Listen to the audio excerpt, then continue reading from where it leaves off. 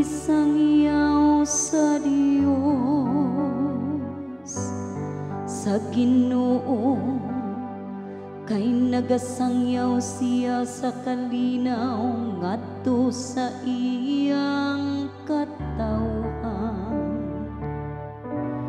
Haduol gayud ang iyang kaluwasan kanila, nga mahadlokon kaniya.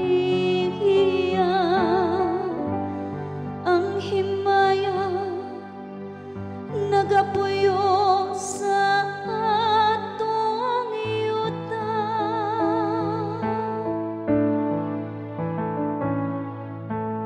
paulan na ang mga panganod sa matarong, ug ang yuta magpahimugso sa manunubos.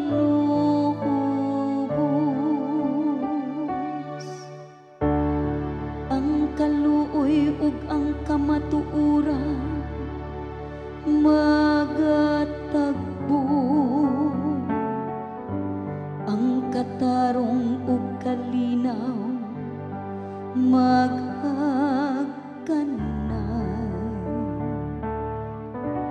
Ang kamatuoran mugitip gikan sa yuta,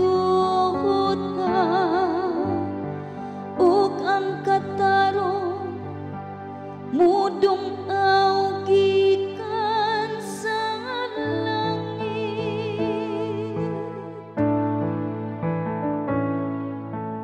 Paulan na ang mga panganod sa matarong, ug ang yuta magpahimugso sa manunubos.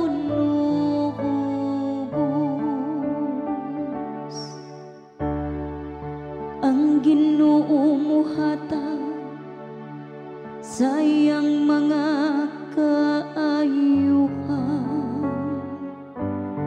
ug ang atong yuta muhatag sa iyang abot.